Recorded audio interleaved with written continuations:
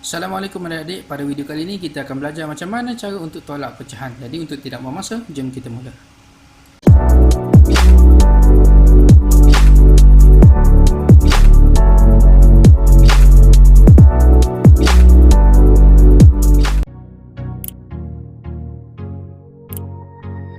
Baik adik-adik, untuk tolak nombor pecahan, perkara yang pertama perlu kita buat ialah kita kena pastikan penyebut iaitu nombor di bawah ini mesti sama.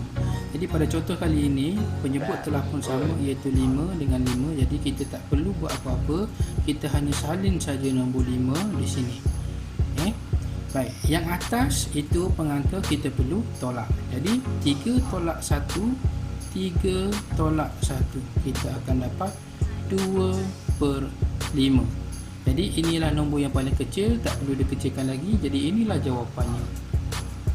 Baik, soalan seterusnya 5/7 tolak 4/7. Kalau tengok di sini penyebut dia 7 dan 7 telah pun sama, jadi kita tak perlu buat apa-apa, kita cuma salin saja nombor 7.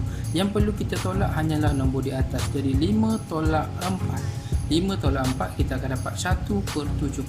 Inilah jawapan yang paling kecil, jadi inilah jawapannya. Okay, soalan yang seterusnya kita ada 3 pecahan. Bila 3 pecahan, kalau kita tengok di sini penyebut dia semuanya telah pun sama, jadi kita hanya salin saja penyebut dia 9. Yang atas saja kita akan tolak 8 tolak dengan 5 tolak dengan 1.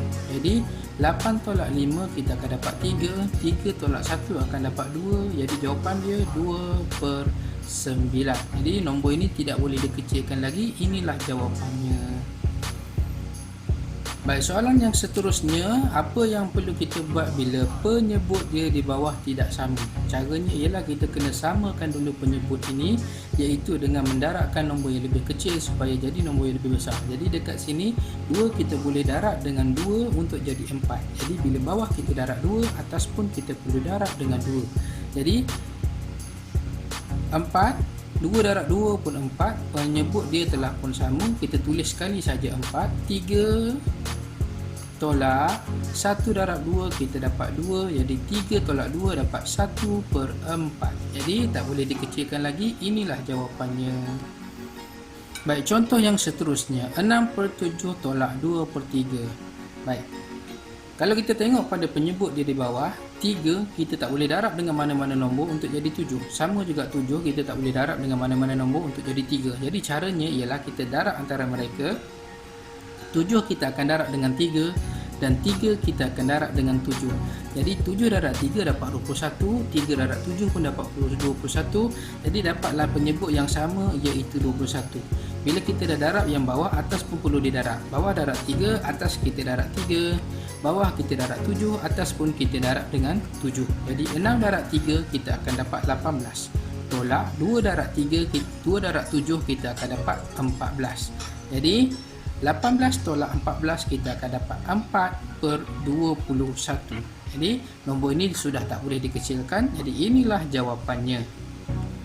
Baik, contoh yang seterusnya 5/6 tolak 1/2 tolak 1/6. Kalau kita tengok pada penyebut dia 6 dengan 6 dah pun sama, cuma 2 saja yang kita perlu tukar jadi 6.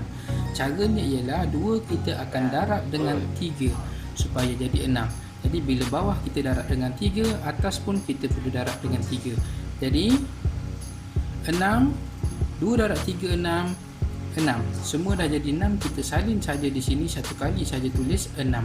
Okay, 5 tolak dengan 1 darab 3 kita dapat 3. Tolak dengan 1 kita akan dapat 5 tolak 3 sama dengan 2. 2 tolak 1 sama dengan 1.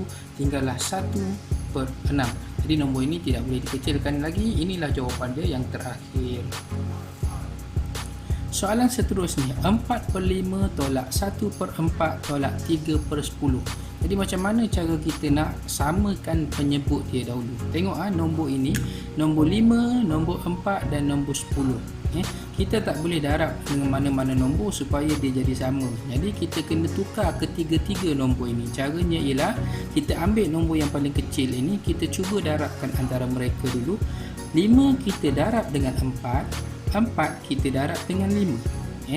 Baik, 5 darab 4 akan dapat 20. 4 darab 5 pun kita akan dapat 20. Bolehkah nombor 10 ini kita jadi 20? Boleh. Caranya ialah 10 kita kena darabkan dengan 2. Jadi 5 darab 4, 20. 4 darab 5, 20. 10 darab 2, 20. Jadi dapatlah penyebut dia sama dengan 20.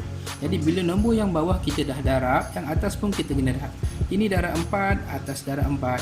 Ini darab 5, atas pun darab 5. Sini darab 2, atas pun darab 2. Jadi kita akan kira, semua ni dah jadi 20. 4 darab 4 kita akan dapat 16, tolak. 1 darab 5 kita akan dapat 5, tolak. 3 darab 2 kita akan dapat 6.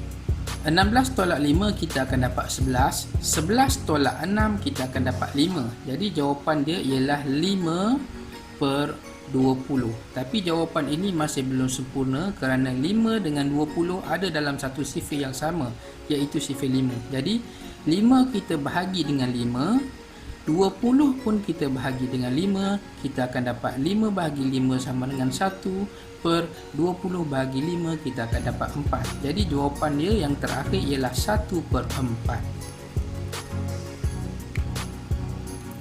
Baiklah adik-adik, itu saja untuk video pelajaran kita pada kali ini. Semoga kita berjumpa lagi dalam video pelajaran yang akan datang. Assalamualaikum warahmatullahi wabarakatuh.